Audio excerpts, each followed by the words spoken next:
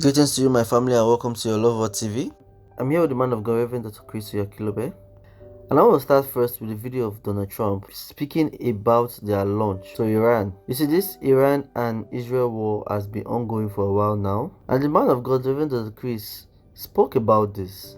And that's why I'm bringing this video. But America actually responded to this war that is ongoing. So let's watch what the man of God, Pastor Chris, said first. Then I'll be right back. So it wasn't Saddam Hussein who just woke up one day and wanted to move into Kuwait. No. An official was sent to Saddam Hussein to advise him that it would be a good idea to move into Kuwait and that America will not do anything about it. He shouldn't be worried. Then he moved into Kuwait, and the next thing he knew, Gulf War.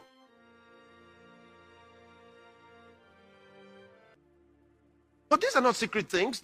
I gave you the name of the lady who went there, April Glaspie.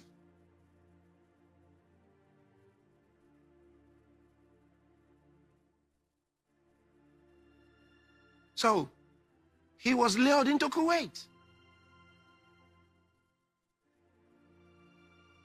So who sent her?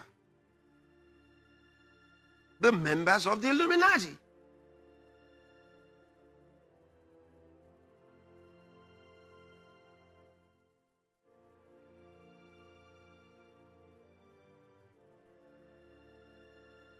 So hear what Pike says, Albert Pike. He says, meanwhile, other nations once more divided on this issue. Okay, on what issue? The problem between the political Zionists and Islam. Now, think about it. When the Ukrainian war with Russia at least dominated the news, and Israel was kind of making some headway with friendships with some of the Arab nations, everybody wondered where was the enmity between Israel and the Palestinians. It seemed like it had gone to the, it was, nobody was thinking about it. It was like off the table. It wasn't off the table for the Illuminati.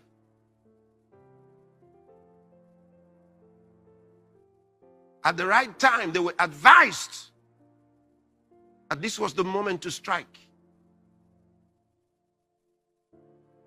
So you strike, and what happens? What happens?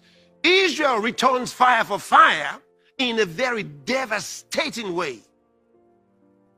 Now, Israel will be accused of killing a fly with a sledgehammer.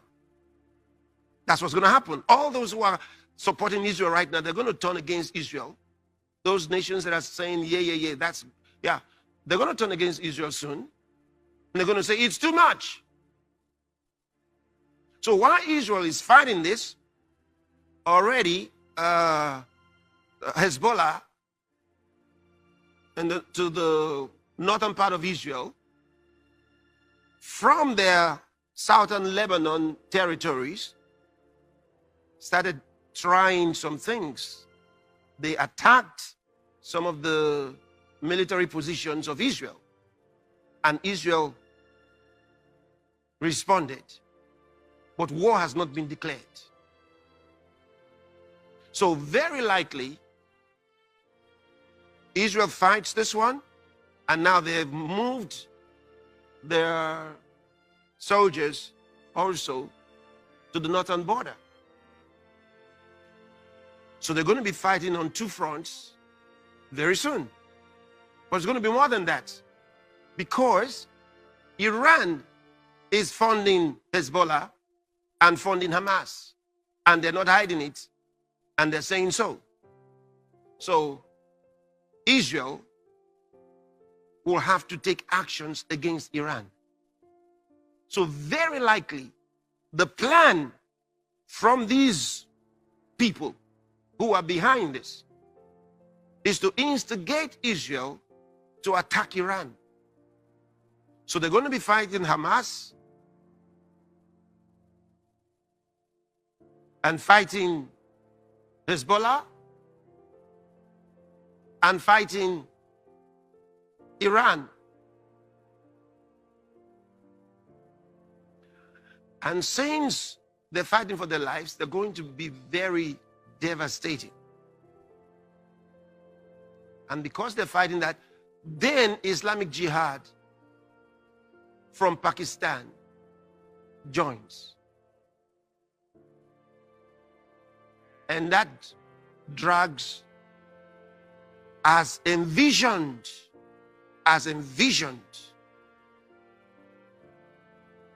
by the planners of this. That drags the Arab world into it all. So they declare intifada. Intifada means to shake off, literally, which really is a term to refer to uprising. So it's a kind of rebellion.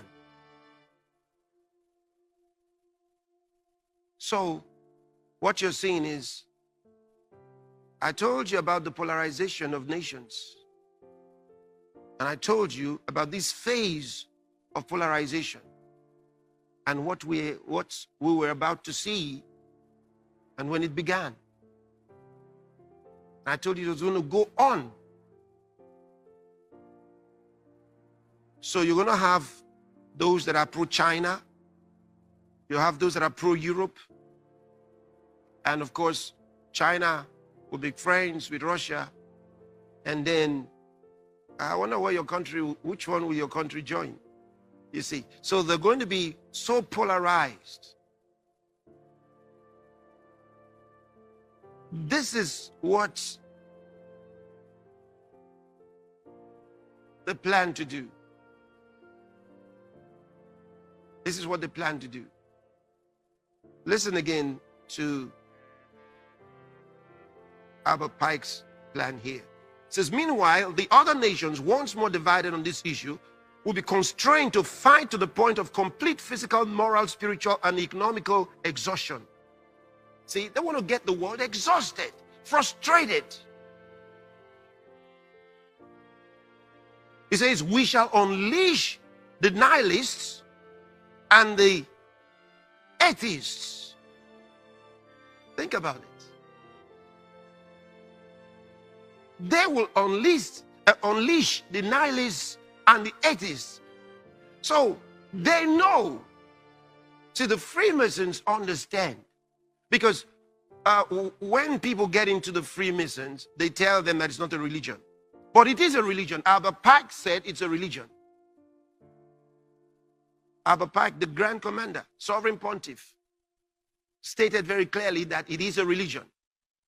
And not only that it is a religion, he stated several times that Lucifer is God.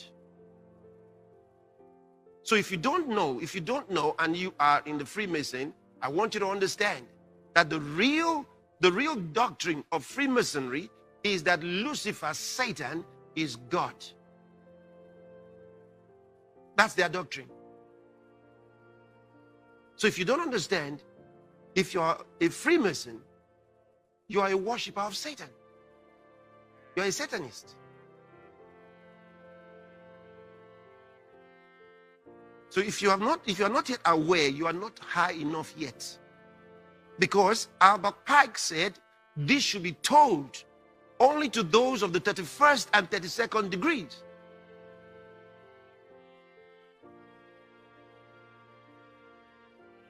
So if you're not yet that high, you're not going to know.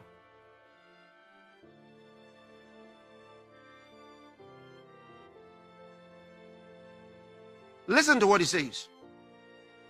He says, we shall unleash the nihilists and the atheists, and we shall provoke a formidable social cataclysm, which in all its horror will show clearly to the nations the effect of absolute atheism.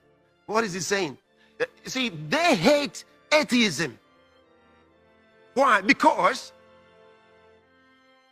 they believe that Lucifer, Satan, is God. So they're saying there is a God. So they despise the atheists.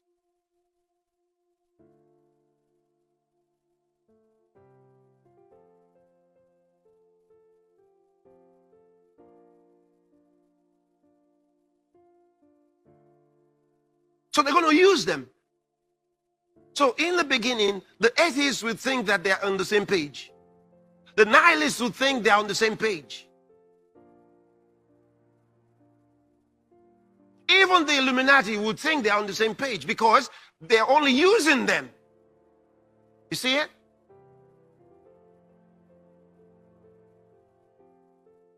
Alright, my dearest family, there you have it. So I want you to listen to what Donald Trump actually said after America attacked Iran. And all I can say is that you need to pray for the nations. Spend quality time to pray for the nations and pray for the war that is ongoing.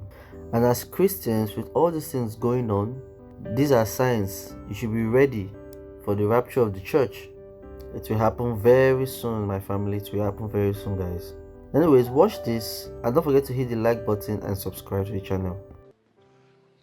Thank you very much. A short time ago, the U.S. military carried out massive precision strikes on the 3 key nuclear facilities in the Iranian regime: Fordow, Natanz, and Esfahan. Everybody heard those names for years as they built this horribly destructive enterprise. Our objective was the destruction of Iran's nuclear enrichment capacity and a stop to the nuclear threat posed by the world's #1 state sponsor of terror. Tonight, I can report to the world that the strikes were a spectacular military success. Iran's key nuclear enrichment facilities have been completely and totally obliterated. Iran, the bully of the Middle East, must now make peace. If they do not, future attacks will be far greater and a lot easier. For 40 years, Iran has been saying death to America, death to Israel. They have been killing our people, blowing off their arms, blowing off their legs with roadside bombs. That was their specialty. We lost over 1,000 people, and hundreds of thousands throughout the Middle East and around the world have died as a direct result of their hate. In particular, so many were killed by their general, Qasem Soleimani. I decided a long time ago that I would not let this happen. It will not continue. I want to thank and congratulate Prime Minister Bibi Netanyahu. We worked as a team like perhaps no team has ever worked before.